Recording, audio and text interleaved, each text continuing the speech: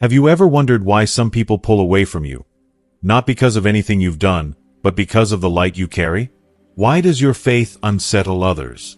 Why do some mock, while others quietly imitate, drawn in but afraid to embrace the truth?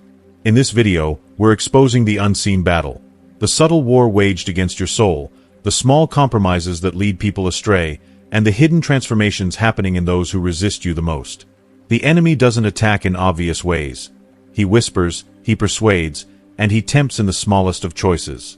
But there's hope, because even the light that disturbs can one day be the light that calls the lost home. Stay with me until the end, because by the time this video is over, you'll see the spiritual warfare around you with fresh eyes, recognize the tactics of the enemy, and walk away with the strength to stand firm. This is a message you cannot afford to miss. Before we start, I'd appreciate your support. If you like the video, please subscribe and hit the bell to stay updated on future lessons from God. Mockery, my dear friends, is the refuge of the unsettled soul, the first line of defense for those who feel the weight of truth pressing against their carefully constructed illusions. When you walk in the light, when you live in such a way that strips away the comfortable falsehoods of the world, do not be surprised when those who prefer the shadows lash out in ridicule. Their laughter is not the sound of joy. It is the sound of unease, of a heart wrestling with what it dares not confront. They mock you not because you are foolish, but because you are a mirror, one that forces them to see the cracks in their reflection. Your unwavering faith, your steadfast commitment to righteousness, your refusal to conform to the shifting tides of a compromised world, it unsettles them. They see in you a standard they do not wish to meet, a reality they are unwilling to accept. And so, instead of questioning themselves, instead of facing the gnawing whisper of conviction that stirs in their soul, they choose the easier path. They laugh. But do not mistake their mockery for confidence. It is not the laughter of one who is secure, but the brittle, hollow sound of someone desperately trying to silence the inner voice that speaks the truth. Their ridicule is a smokescreen, an armor forged in fear, designed to shield themselves from the piercing light of conviction. They do not hate you. They hate what your life represents. They detest the reminder that there is another way, a higher way, one that demands something of them they are not yet willing to give. You will see it in their eyes, even as they scoff at you. A flicker of something they do not want you to notice. Uncertainty, perhaps even guilt. They will twist your words, exaggerate your actions, and make a spectacle of your beliefs so that they can dismiss you as an extremist, a fool, a dreamer clinging to a fantasy. They will do whatever it takes to reduce you, to make your convictions seem laughable, so they can remain undisturbed in their slumber. For if they were to take you seriously, if they were to entertain for even a moment the possibility that you might be right, their entire world would begin to crumble. But do not let their laughter shake you, for it is not the laughter of superiority, it is the laughter of fear. If your convictions were meaningless, if your faith were truly foolish, they would pass by without a second thought. The world does not rage against the insignificant. It does not mock what it does not, at some level, perceive as a threat. That is why they cannot leave you alone. That is why they feel the need to tear you down. Because your very existence, your joy, your peace, your unwavering stand, calls into question everything they have built their lives upon. Some will not only mock but grow angry, though they will not be able to say why. You will have spoken no word of condemnation, uttered no insult, and yet you will see it. The flash of irritation in their eyes, the tightening of the jaw, the forced chuckle that carries no real mirth. Why? Because deep down, your presence alone convicts them. Your unwillingness to indulge in the fleeting pleasures of the world is an unspoken challenge to their way of life. It is a curious thing, is it not? A man may choose to take up jogging, abstain from sweets, or prefer tea over coffee, and the world will not bat an eye. He may choose 100 different lifestyles, and none will find offense.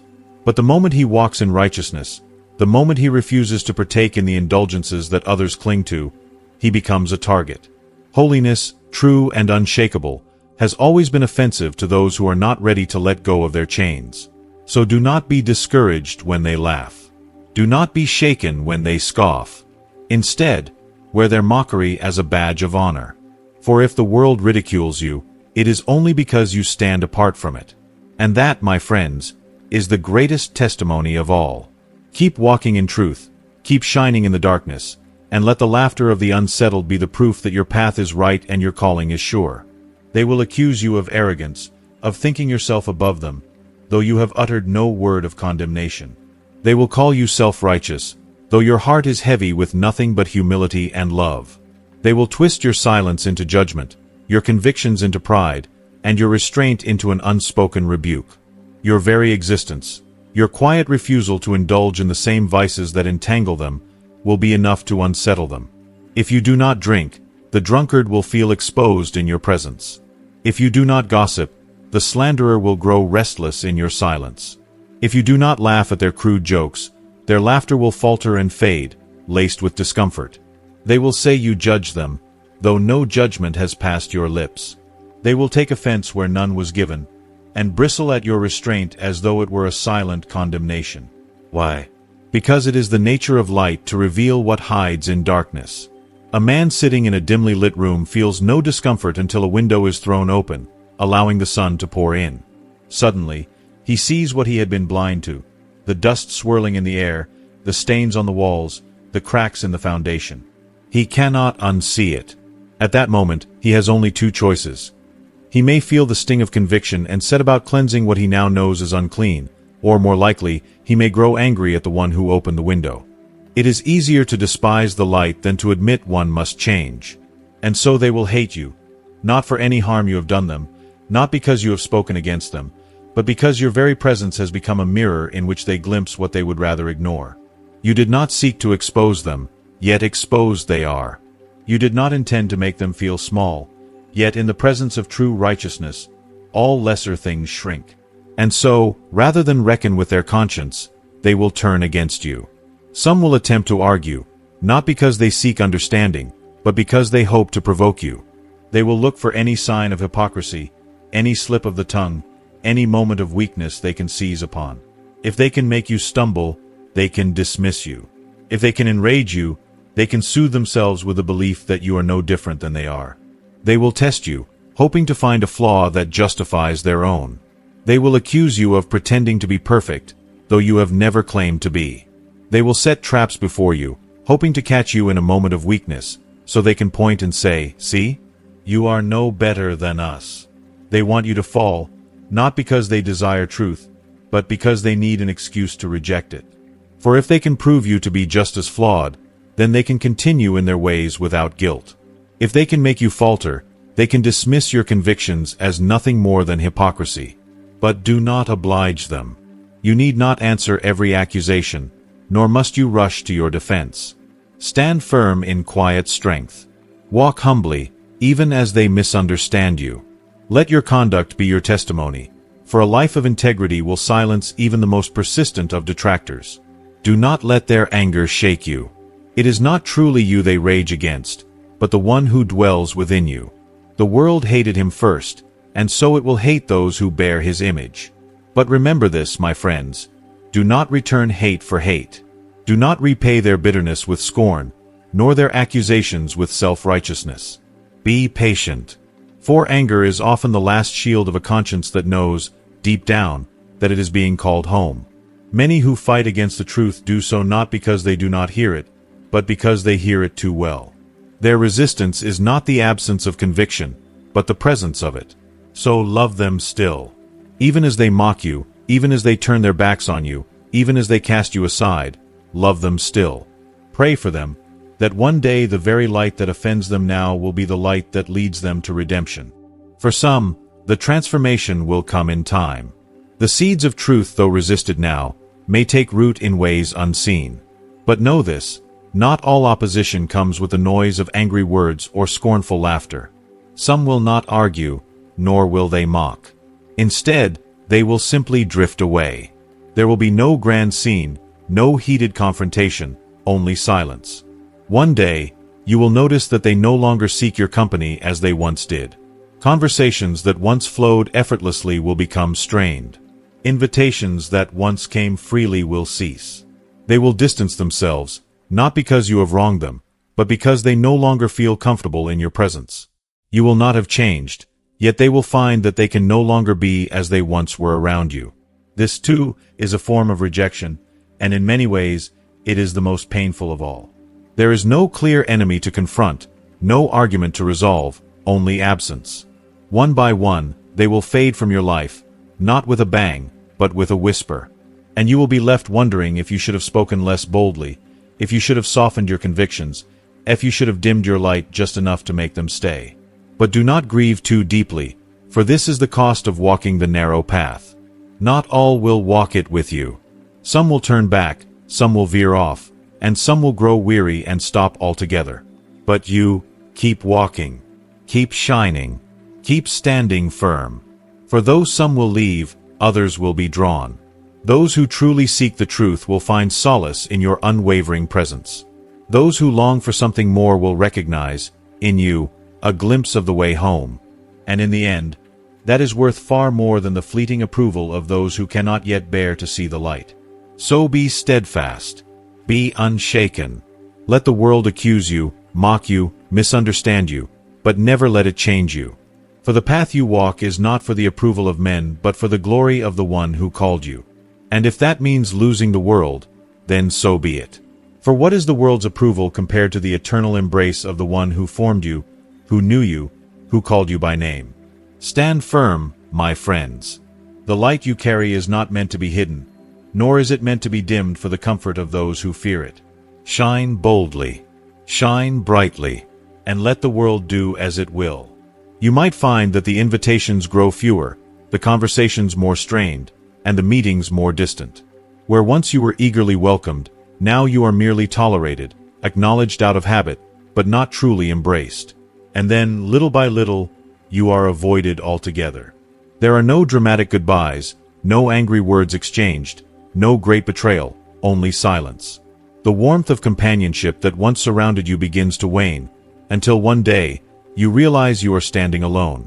If you are still watching this video, and find these lessons useful, please comment number 1 below to let me know that you are still watching this video with me. And don't forget to subscribe to our YouTube channel.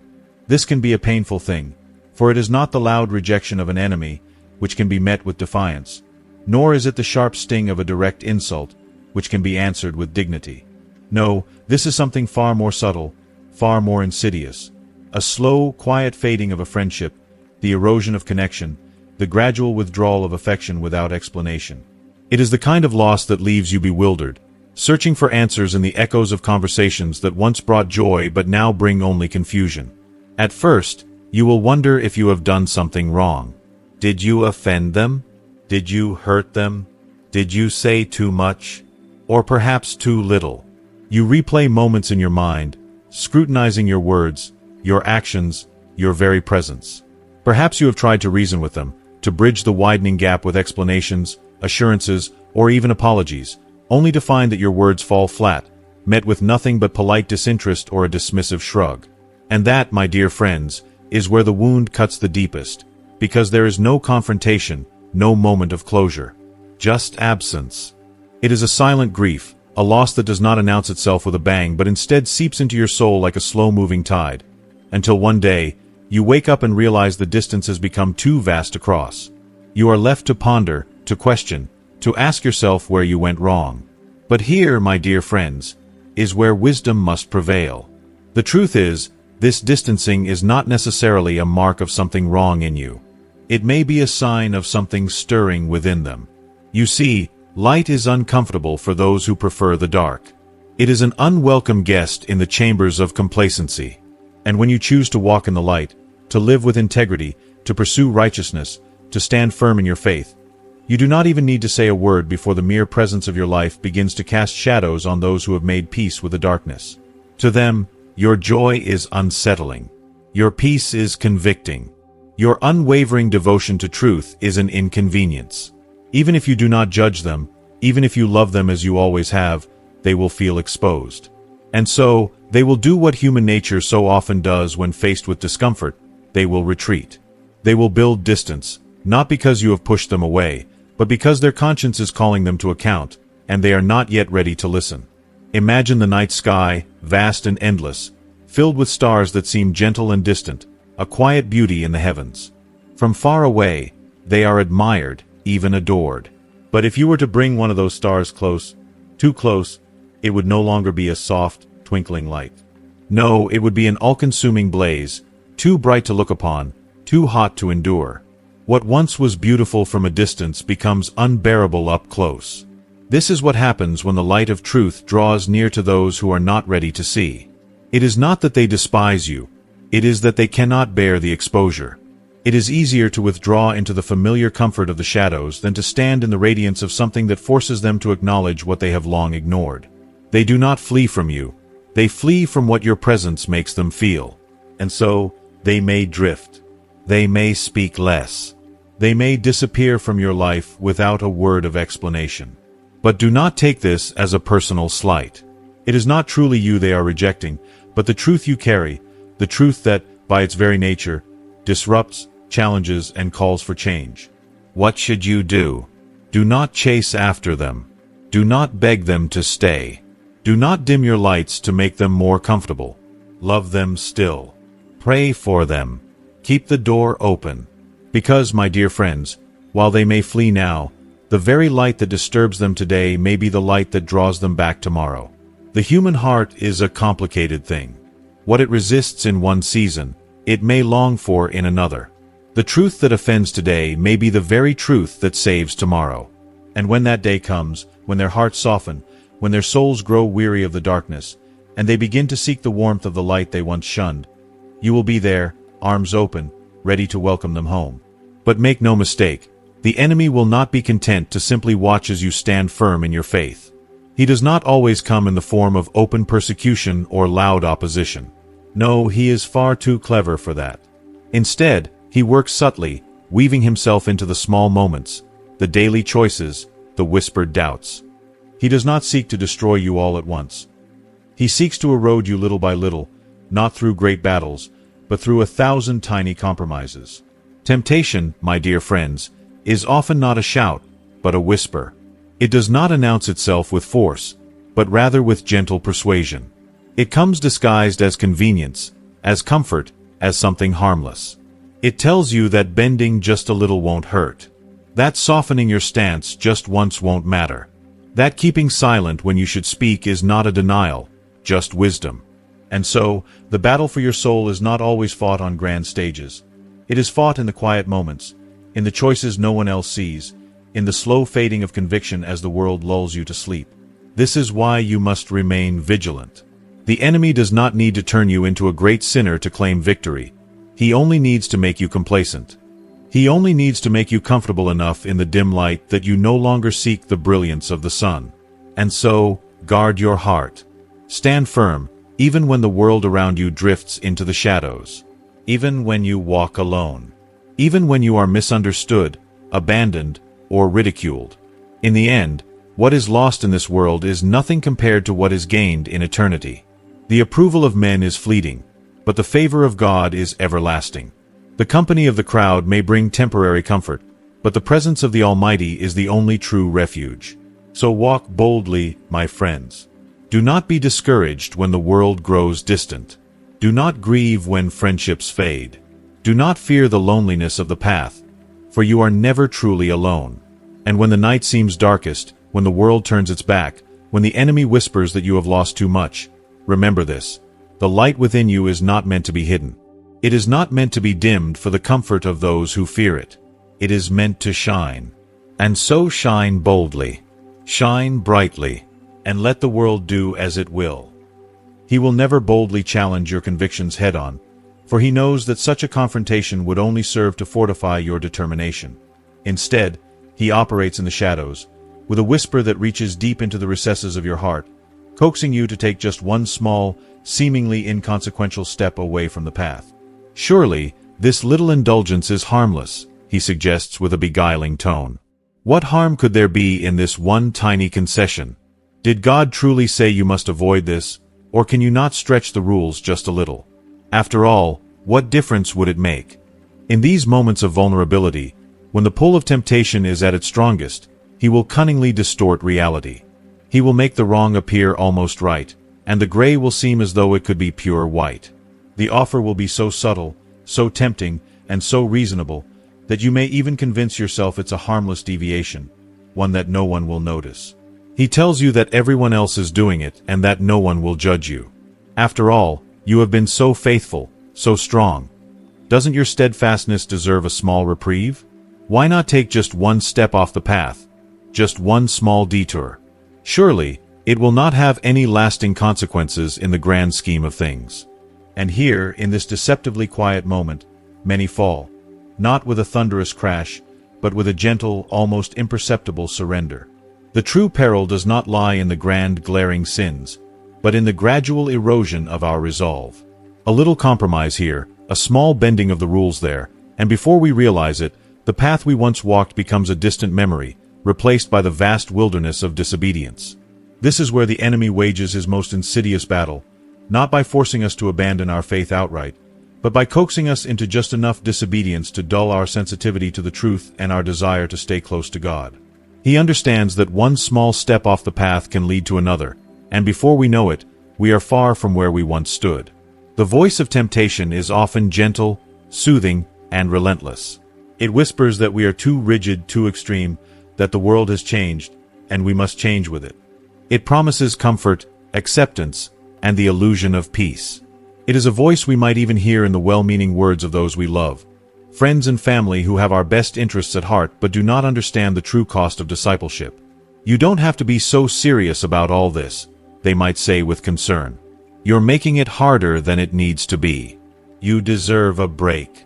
If we are not vigilant, we might listen to their pleas, thinking we are being reasonable, convincing ourselves that we are only making small concessions for the sake of peace, for the sake of ease. But these seemingly harmless compromises are the very things that slowly, imperceptibly, pull us away from the heart of God. Beware then, the voice that urges you to take just one step, for the enemy is not seeking your ruin all at once. No, he would prefer to see you stumble just a little, hesitate, then slowly, insidiously, grow accustomed to wandering off course. It is in these seemingly small and insignificant moments when no one else is watching and the temptation is so subtle, that our true allegiances are exposed. It is in these quiet choices, when the world offers its gentle pressure and the voice of compromise beckons, that we must stand firm, resolute in our commitment to the truth. If you are still watching this video, and find these lessons useful, please comment number 2 below to let me know that you are still watching this video with me. And don't forget to subscribe to our YouTube channel. The strength to resist does not come from our willpower nor from our ability to outsmart temptation. It comes from our continual unwavering dependence on God, from our firm commitment to His truth, and a deep, abiding faith in His promises. Do not be deceived by the enemy's soothing whispers. The path is narrow, and the way is hard, but it is the only way that leads to life. Stand firm, my friends, and guard your hearts from the subtle, insidious war being waged within them. Every small concession you make pulls you one step further from the light and one step deeper into the shadows of deception. And then there is the imitative reaction, something more insidious, more treacherous than open hostility. It is not the outward mockery or overt anger, nor the quiet withdrawal of distance, but a far more subtle and unexpected response. Some, rather than confronting or opposing you directly, will begin to imitate you. It may not be immediately noticeable. They will not suddenly adopt your beliefs or openly declare their admiration for your way of life. No, they will maintain their old habits, their familiar complacency, their unchanged attitudes, but something in them will shift. It is a shift that happens quietly, imperceptibly, in the depths of their hearts. They begin to mimic your actions without embracing your convictions, to echo your words without understanding their true meaning. And that, too, can lead them down a dangerous path, where appearances are deceiving and the heart remains unchanged. There is something subtle, something almost imperceptible, stirring within them, a quiet stirring that betrays a deeper transformation at work. The light you have cast, the unwavering truth you have lived, has disrupted the darkened world they have come to know. It has pierced the veil of comfort and complacency they have so carefully constructed around themselves. And though they may try to resist it, though they may fight against its pull, they cannot help but be drawn toward it. It is as if a flicker of something they've long denied has begun to flicker in the depths of their soul, and despite their best efforts, they are beginning to notice. At first, this imitation will be cloaked in subtlety. They will continue to scoff at your ideals, to argue vehemently against your way of life, and to stand firm in their belief that they are content with their own choices. They will hold on to their old habits, their old attitudes, their old mindset, with a stubbornness born of fear and pride. But beneath that hardened exterior, there is a stirring, a glimmer of something that cannot be silenced. There will be a change, small at first, but undeniable. They will begin to ask questions that they have never asked before. They will wonder about the things you hold dear, the principles you live by with such quiet strength, the serenity you carry with you, and the peace they see in your eyes that seems so foreign to them. They may still mock you and still argue against your beliefs, but beneath the surface, something is shifting. That mockery will mask a deeper recognition, a glimmer of truth that they cannot fully ignore, no matter how hard they try. It is at this very moment, my friends, that hope begins to take root. You see, imitation often arises from conflict. When the soul is stirred, when the darkness within is disturbed by the light, it begins to search for a way to resolve that tension. At first, this imitation may be unconscious, almost imperceptible. They might begin with small actions, tiny shifts in behavior that mirror yours in some way. Perhaps they begin to refrain from gossiping, or they take more time to reflect on their actions. Perhaps they ask more questions about life, about meaning, about truth. The changes will be so subtle, they may not even notice them themselves at first. They will not admit it. They may never openly confess that they have seen something in your life that they want for themselves. They may not be ready to fully embrace the truth you carry, but that does not diminish the fact that something has begun to stir within them. Even if the light is but a flicker in the distance, it has already begun to drive out the darkness that once held them captive. This is often a strange and frustrating process to witness. The one who imitates you may still resist fully embracing the faith you hold dear. They may not yet be ready to walk the path you've chosen, and their resistance can seem like a wall they refuse to tear down. But don't let that dishearten you. The very fact that they are imitating you, however begrudgingly, subtly, is a sign that the truth has begun its work in them. The darkness they once clung to is being disturbed, and even if they don't yet see it, they are inching closer to the light. Do not be quick to judge those who imitate you in this way. Understand that this imitation is often a sign of something much deeper, a struggle within their soul, a fight between the pull of the light and the comfort of the darkness they've known for so long. They may not yet have the courage to fully step into the truth, but they are undeniably being moved by it. Your life, your faith, and your unwavering commitment to what is good, what is true, and what is beautiful have left an indelible mark on them. They may scoff, they may argue, they may resist, but deep down, something stirs within their hearts. A longing, a yearning for something more. A recognition of a truth they have yet to fully embrace, but that they can no longer deny. And that, my dear friends, is where the hope lies. Even when we are met with resistance, even when the world seems indifferent to the light we bear, we can take heart. For sometimes, the deepest transformations begin in the quietest, most hidden ways. In the shadows of opposition, amid mockery, the seeds of change are being planted. And in time, those seeds will grow. Though we may not always see it, we can trust that the truth is doing its work, quietly, powerfully, and irrevocably. So hold fast, and know that even when the world resists, even when the road is long, the light you carry will continue to shine, drawing hearts toward it in ways you may never fully understand. As we come to the end of this message, take a moment to reflect on everything we've discussed. What stood out to you the most? Have you noticed the subtle ways temptation tries to lead us astray? Or perhaps you've recognized how the quiet influence of truth can stir something deep within the hearts of others. I'd love to hear your thoughts. What is one thing you've learned today that you will put into practice in your own life? Share your answer in the comments below. We can all grow stronger together by encouraging one another. If you enjoyed this video, please leave your comment below, and don't forget to like, share, and subscribe to our YouTube channel for more powerful messages. Thank you for watching, and may you continue to walk boldly in the light.